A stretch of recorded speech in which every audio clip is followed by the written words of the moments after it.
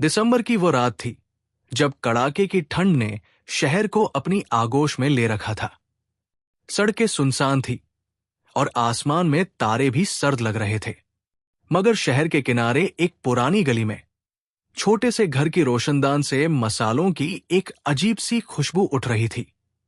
ये कहानी है उस पुरानी रसोई की जहां सिर्फ बिरयानी नहीं पकती थी, बल्कि इंसानियत का जायका तैयार होता था। लेकिन इस खुशबू में छिपा था एक कर्ज, जिसे चुकाने के लिए एक दिल बेताब था। उस कर्ज की कहानी जानने के लिए आपको ये दावत पूरी खानी होगी। एक सर्द और कुहरे भरी शाम थी। शहर के बीचों बीच दस्तरखानम नाम की एक छोटी सी बिरयानी की दुकान थी। इसे चलाने वाला था अमीन, जो अपनी बिरयानी के लिए पूरे शहर में जाना जाता था। अमीन न सिर्फ एक बेहतरीन बावर्ची था, बल्कि दरियादिल इंसान भी था। अमीन की हैदराबादी बिरयानी पूरे बाजार में मशहूर थी। लोग कहते थे कि उसके दम पर रखी बिरयानी में नवाबी जायका है।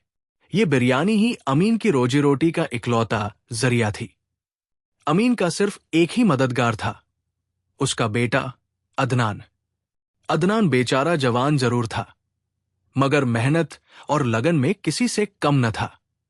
वो रोज सुबह मंडी से बेहतरीन चावल और ताजा गोश्त लाता, जिसकी बिना पर अमीन शाम तक अपनी लजीज बिरयानी तैयार करता था।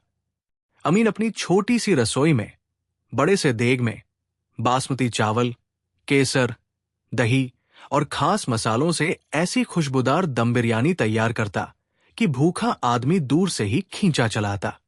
अमीन की दुकान के ठीक सामने एक घमंडी और लालची दुकानदार हाशिम रहता था। हाशिम की बिरयानी भी थी, पर वो जायके में अमीन के आगे कहीं नहीं ठहरती थी। हाशिम जब भी अमीन की दुकान पर भीड़ देखता तो जलकर कहता, पता नहीं इस फकीर की बिरयानी में क्या है कि लोग मेरे पास आना छोड़ गए हैं। जरूर कोई चालबाजी होगी। अमीन की जिंदगी का एक ही नियम था। वो शाम को बिरयानी का देग खोलने से पहले पहला हिस्सा निकालकर अल्लाह के नाम पर गरीबों के लिए एक कोने में रख देता था। यही वजह थी कि उसकी बिरयानी का जायका हमेशा बरकत वाला होता था। एक रात सर्दी अपनी हदें पार कर चुकी थी। ग्राहक कम थे। अदनान उदास होकर बोला, अब्बा, आज ग्राहक बहुत कम है, क्यों न जल्दी दुकान बंद कर दे।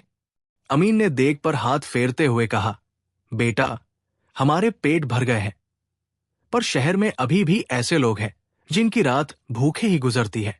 जब तक बिरयानी का एक भी दाना बाकी है, दस्तरखान बंद नहीं होगा।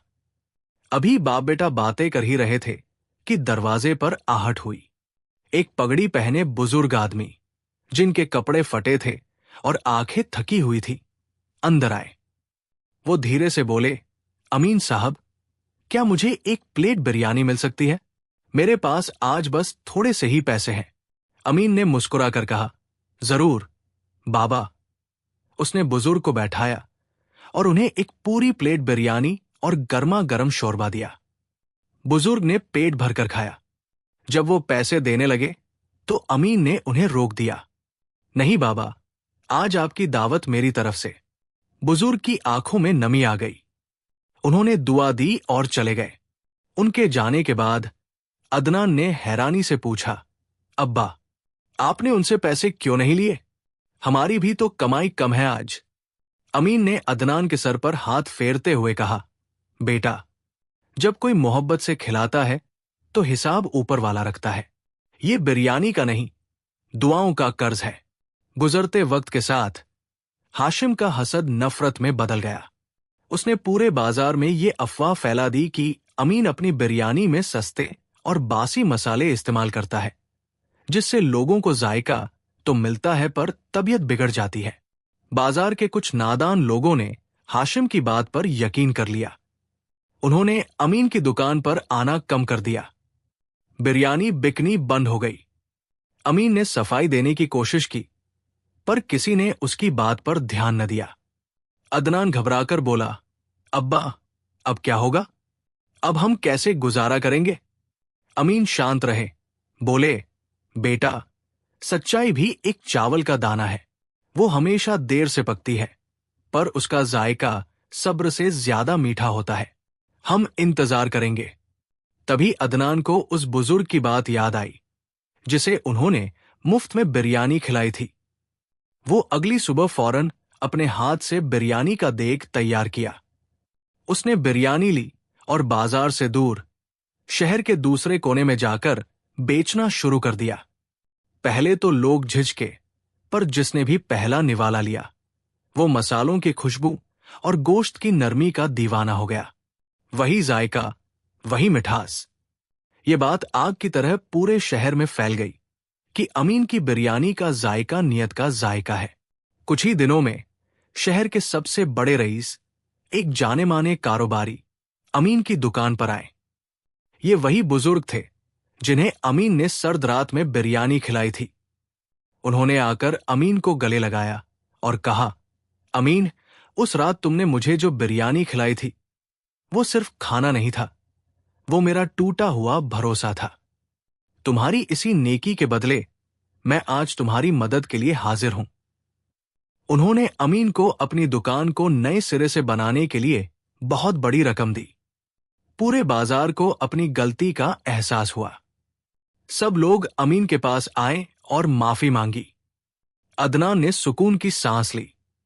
बिरयानी की खुशबू से रसोई फिर आबाद हो गई। अदनान मुस्कुराकर बोला, अब्बा, मुझे अब ठंड नहीं लग रही है। आपको भी ऐसा लगता है क्या? अमीन ने मुस्कुराते हुए अपने देग की तरफ देखा। अदनान ने कागज उठाया और दुकान के बाहर एक बड़ी तख्ती पर लिख दिया, कमाई मसाले से नहीं, नियत की आंच से बनती है। ये जुमला जल्द ही पूरे शहर का नारा बन गया। साल गुजरते गए, मगर अमीन ने अपनी बिरयानी की आंच कभी धीमी न होने दी और न ही पहले हिस्से को गरीबों के लिए निकालना बंद किया।